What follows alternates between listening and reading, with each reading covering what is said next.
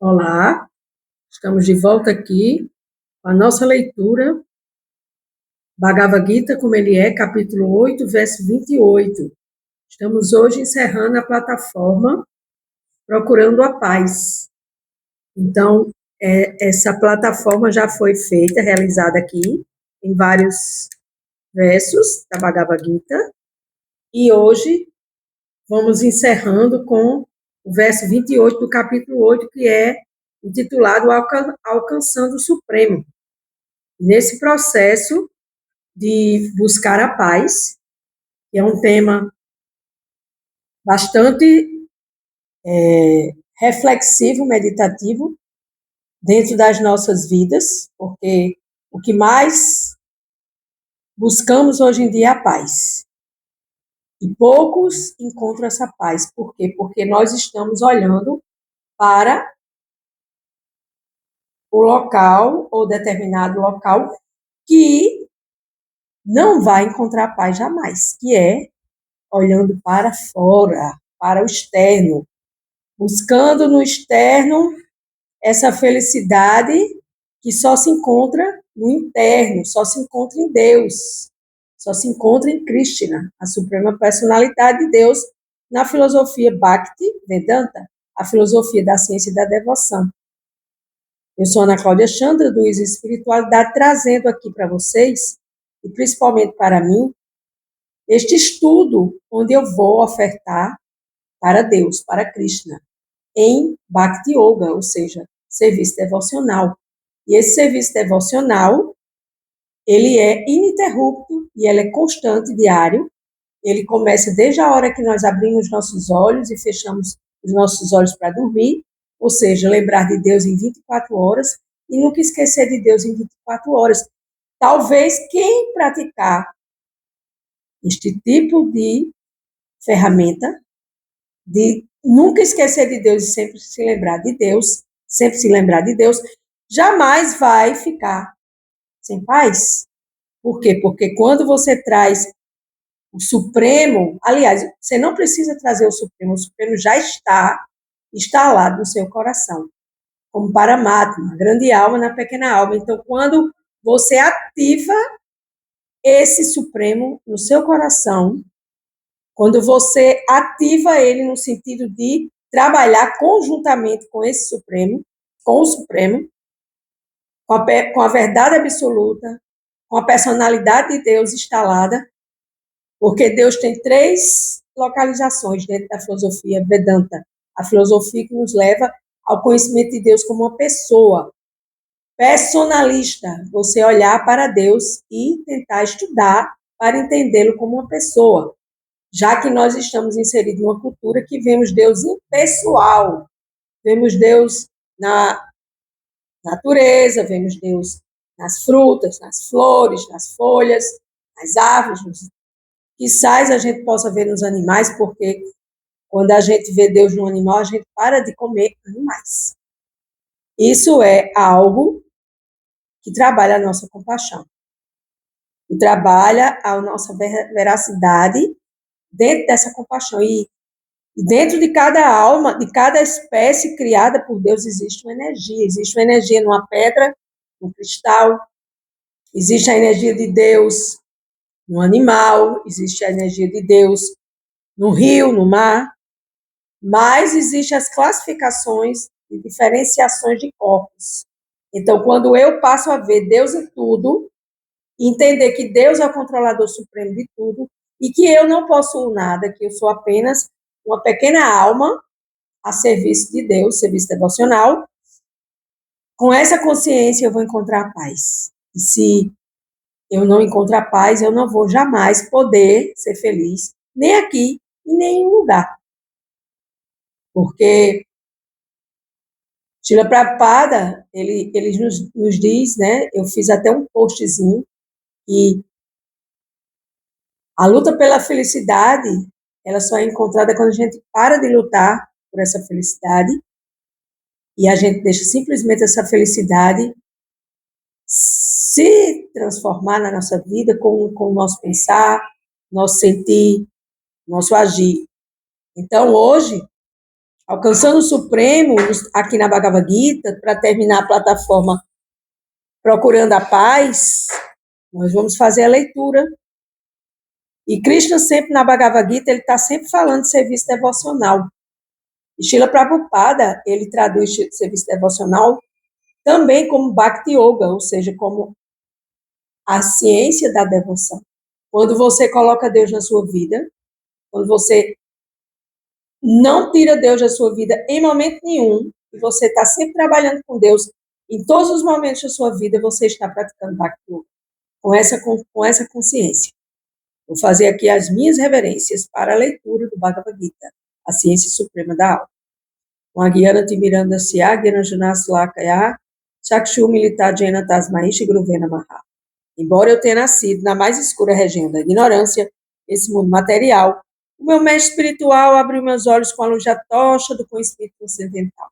A tal mestre espiritual preste minhas humildes respeitosas reverências ao meu maior mestre, maior guru, Mahaguru, o grande guru, Gurudeva, o guru dos devas, o guru de tudo, o meu professor, que dá sentido à minha vida, que é Krishna, a suprema personalidade de Deus, a Srila Prabhupada, que traz todos os significados desses livros sagrados, desses livros autorizados, desses shastras sagrados, e a meu mestre espiritual, Chandramukha Swami. Então, verso 28, capítulo 8, 28, 8, 28, alcançando o Supremo, procurando a paz. Aquele que aceita o caminho do serviço devocional não se priva dos resultados obtidos por estudar os Vedas, por executar sacrifícios e submeter-se a austeridades, fazer caridades ou dedicar-se às atividades filosóficas e fruitivas.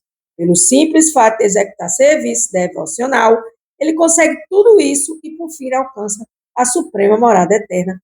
Consequentemente, quando a gente alcançar essa morada eterna, a gente vai ter uma paz que nunca vai terminar. Porque na morada suprema eterna, tudo é eterno. Já que nesse mundo material tudo é limitado, tudo condicionado, tudo tem um tempinho no relógio. Olha para o relógio que já vai acabar.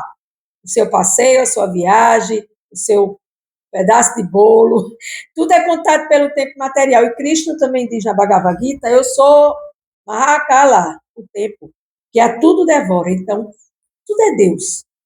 Por mais que a gente pule para um lado, pule para o outro, especule por um lado, especule pelo outro, queira entender, com a nossa mente poluída e com nossos sentimentos desequilibrados, a gente jamais vai conseguir entender Deus se não for pelo estudo, se não for pela nosso interesse de querer conhecer acerca de Deus. Saber quem eu sou, perguntar por que eu estou aqui, por que eu estou passando por tudo isso. Então, quando você começa a indagar, você começa a fazer perguntas. Por que eu estou presa nesse corpo? Por que eu estou passando por tudo isso? Será possível que Deus ele é tão limitado que já já eu vou embora e vai acabar tudo? Todo esse estudo, toda essa minha dedicação ainda é muito pequena, porque Deus me dá muito mais do que eu mereço, e por conta disso eu devo prestar reverências a Ele 24 horas por dia, nunca esquecer dele. Mesmo dormindo, acorda, pensa em Deus e agradece por estar viva, por estar podendo ir ali no banheiro, fazer um xixi, desculpa aqui a palavra xixi, mas isso é normal. Então, assim, todas as atividades nós devemos agradecer a Deus. Por quê? Porque tudo pertence a Deus e tudo é feito por Deus. Então, aqui, o próprio Supremo diz, aquele que aceita o caminho do serviço devocional não se priva dos resultados obtidos por estudar. Nós estamos estudando a Bhagavad Gita, estamos, consequentemente, estudando os Vedas, que levam ao conhecimento de Krishna, executar nossos sacrifícios, executar nossas austeridades, fazer as nossas caridades e dedicar-se às atividades de filosofia para buscar nesse mergulho filosófico, quem gosta, esse entendimento e também das atividades materiais. Então, tudo isso aqui, o serviço devocional, o estudo dos Vedas, os sacrifícios, as austeridades, as caridades e as atividades filosóficas e fruitivas, tudo isso, todas essas atividades, se você executar em serviço devocional, você vai conseguir englobar, colocar tudo isso numa bandeja só e alcançar a paz. Por quê? Porque você vai estar, porque você vai estar em paz. E se você tem paz, você tem Deus no seu coração. Hoje eu estava assistindo uma aula de um mestre espiritual da Sociedade Internacional para a Consciência de Krishna, um americano erudito que fala várias línguas, inclusive português, e ele dizia, né, que na sua aula ele falava que nós devemos simplesmente entender que Deus está em tudo, que não existe nada fora de Deus. E que, além disso, nós estamos aqui nesse momento, aqui agora, e nós não perguntamos sequer por que existem os animais. Os animais, eles foram criados assim como os minerais, as frutas, as flores, as folhas, a natureza, como nós fomos criados por Deus, a nossa alma. Não é, esse corpo também foi criado por Deus, a mente, a inteligência, falso ego, a yoga maia da ilusão. Tudo é um jogo de Deus, um jogo divino para lhe testar. E aí ele dizia assim, as pessoas são tão apegadas a seus animais, seus pets, e não param para pensar, para olhar para um pet, seja cachorro, gato, que seja, e entender que dentro desse pet existe uma alma. E que aquele pet está ali, passando o que ele está passando, preso nesse sistema que é dormir, comer, se defender e acasalar. São os instintos animais. E que nós também somos assim animais quando a gente dorme, come, se defende e acasala. E a gente não não faz uma pergunta importantíssima que é: quem sou eu? O que é que eu estou fazendo aqui? Quem é Deus? Qual é a minha relação com Deus? Por que eu estou nesse planeta Terra para viver intensamente toda essa ilusão e no final das contas envelhecer, adoecer e morrer? É para isso. É por este motivo que eu estou aqui. Será que é assim, tão periférico? Deus não é tão periférico. Deus é profundo. Deus é a tinta, inconcebível. Então, se Deus é inconcebível, nós precisamos entender que em cada parte que existe nesse mundo, em todos os outros mundos, estamos falando do planeta Terra, existem almas dentro desses processos de vida animal, mineral. Então, começa com mineral, vegetal, animal, hominal e angelical. São as 5 plataformas de evolução da nossa consciência. E aí, a gente vê o sofrimento com os animais, eu estava assistindo, abrindo parênteses aqui, uma série, uma série da Paramount, que é um grande canal, e eu estava vendo como nessa série passou, que era num local dos Estados Unidos, onde se cria muitas vacas, Montana, estado de Montana, onde fazem os melhores steaks, as melhores carnes do mundo. E eu estava vendo como é que eles, numa série, uma história dentro de uma série, tratam os animais. Horrível, horrível. Abrindo parênteses aqui novamente, simplesmente, assim, inacreditável como é que as pessoas acham que os animais são descartáveis, que eles só servem para o prazer da nossa língua. E enquanto a gente tiver com essa mentalidade voltada para esse tipo de consciência, a gente jamais vai encontrar paz. Vamos ver aqui o que Srila Prabhupada nos diz nesse resumo, que é um pouco grande, e eu vou tentar ler as partes principais. Este verso é o resumo, que trata especificamente da consciência de Cristo e do serviço devocional. Quando estudamos os Vedas, é necessário o aluno colocar-se sob a orientação de um mestre espiritual e submeter-se a austeridades e penitências enquanto vive sob seus cuidados. Assim como o servo, o estudioso brahmachari tem de viver na casa do mestre espiritual, pedir donativos de porta em porta e entregá-los ao mestre espiritual. Isso é na Índia, tá, minha gente? Esse tipo de austeridade, de tipo de comportamento é feito principalmente na Índia. E se naquele dia o mestre não chamar o discípulo, ele jejuma.